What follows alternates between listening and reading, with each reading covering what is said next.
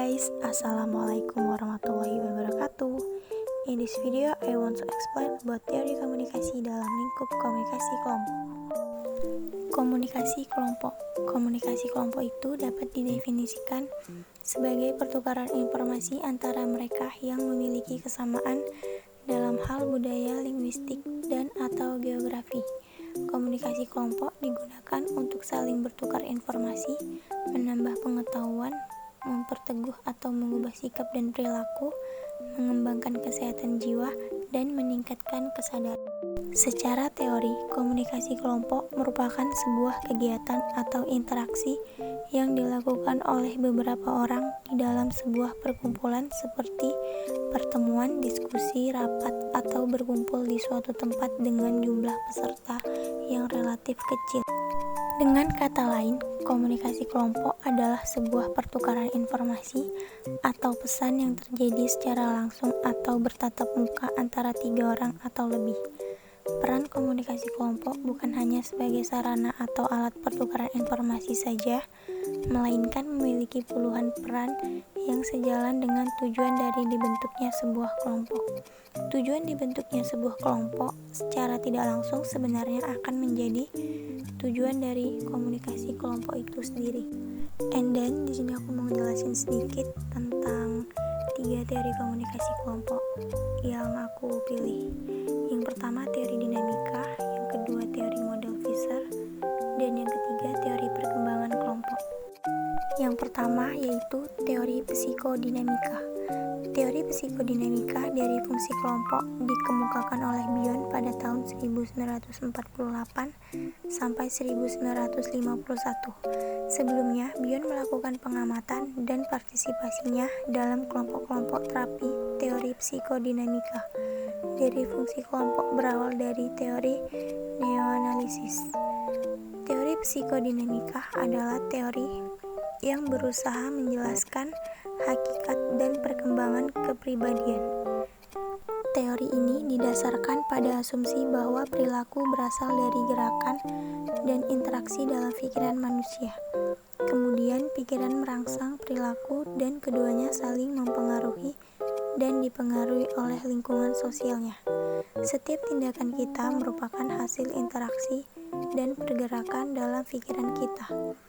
Kunci utama untuk memahami manusia menurut paradigma psikodinamika adalah mengenali semua sumber terjadinya perilaku, baik itu berupa dorongan yang disadari maupun yang tidak disadari.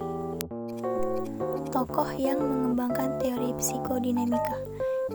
Yang pertama yaitu Sigmund Freud. Menurut Freud, kehidupan jiwa memiliki 3 tingkatan kesadaran, yakni sadar konsius, prasadar prekonsius, dan tak sadar unconscious. Dalam menguraikan teorinya, Freud mengembangkan satu penjelasan tentang struktur dasar dari kepribadian.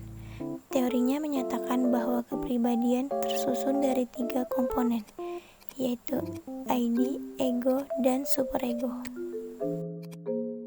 Yang kedua yaitu Erik Erikson. Erik Erikson merupakan penganut teori psikodinamika atau psikoanalisis dari Freud.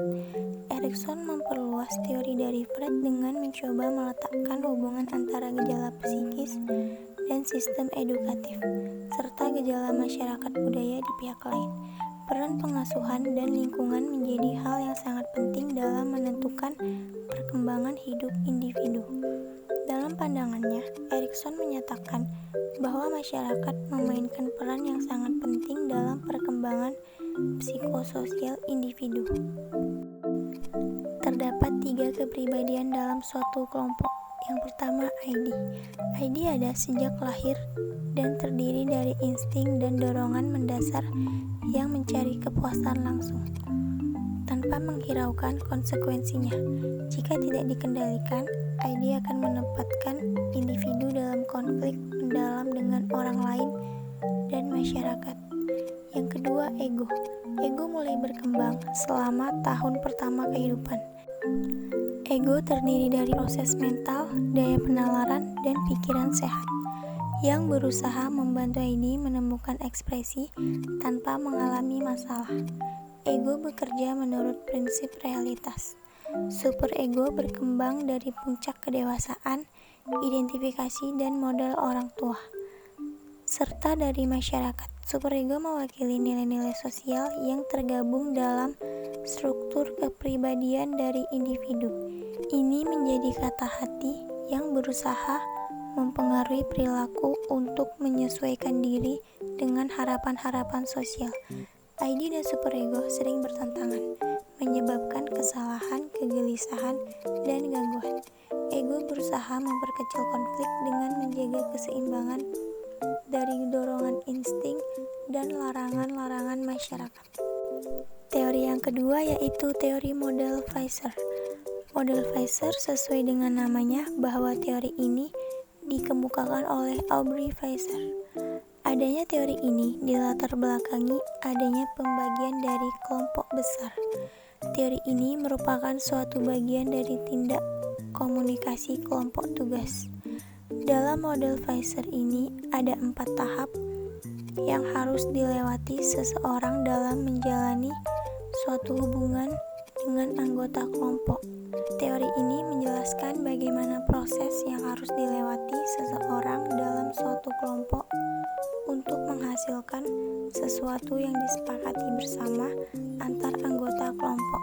Asumsi dasar dari teori adalah adanya tahapan-tahapan yang harus dilalui seseorang untuk menjalin hubungan dengan orang lain anggota dalam kelompoknya. Tahap tersebut terdiri atas satu orientasi. Pada tahapan ini, seorang individu akan berusaha untuk saling mengenal, saling menangkap perasaan anggota kelompoknya, dan mencoba menemukan peranan dan status. Dalam tahapan ini akan ada kecenderungan perbedaan pendapat. 2. Konflik. Tahapan ini merupakan tindak lanjut dari adanya perbedaan pendapat pada tahap pertama.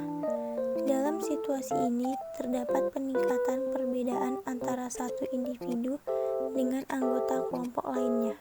Setiap individu berusaha mempertahankan apa yang ia inginkan. 3. Pemunculan. Pada tahap ini, setiap individu berusaha untuk mengurangi tingkat perbedaan pendapat. Tujuannya untuk mengurangi konflik. Namun yang terjadi adalah individu sudah tidak lagi memiliki kejelasan dalam menentukan sikap. Dan yang keempat, peneguhan.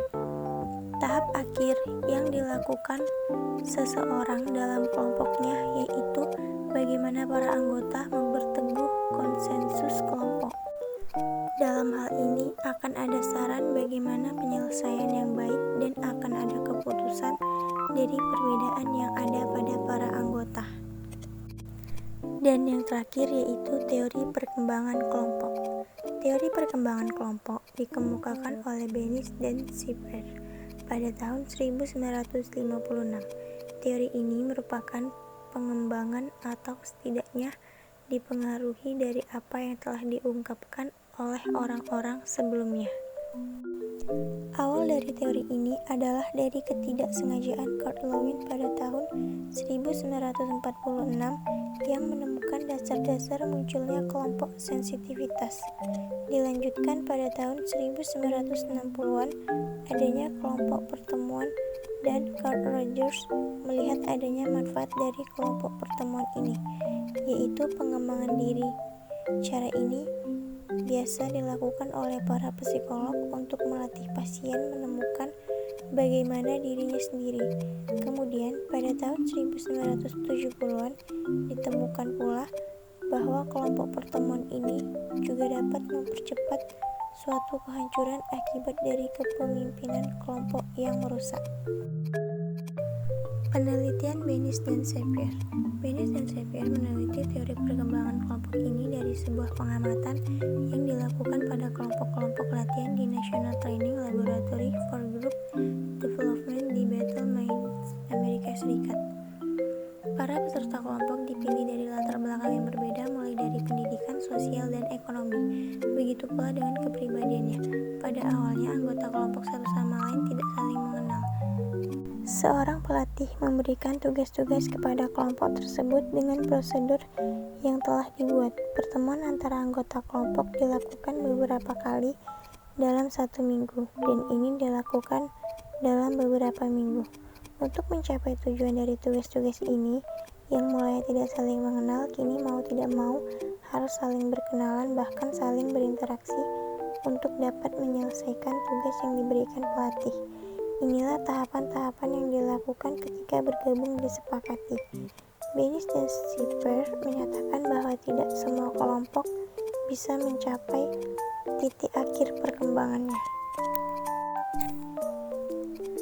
Tujuan dan tahap. Tujuan dari pelatihan yang dilakukan dalam sebuah kelompok antara lain pada tingkat individual dapat membantu peserta untuk mengembangkan motivasi dalam berinteraksi terhadap orang lain, peningkatan pemahaman terhadap situasi kelompok, peningkatan kendali terhadap komunikasi antar manusia, menambah keragaman perilaku sosial pada setiap peserta latihan, sedangkan pada tingkat kelompok dapat membentuk suatu komunikasi yang valid di mana setiap anggota dapat mengkomunikasikan perasaan, motivasi, keinginannya, serta bebas dan tepat.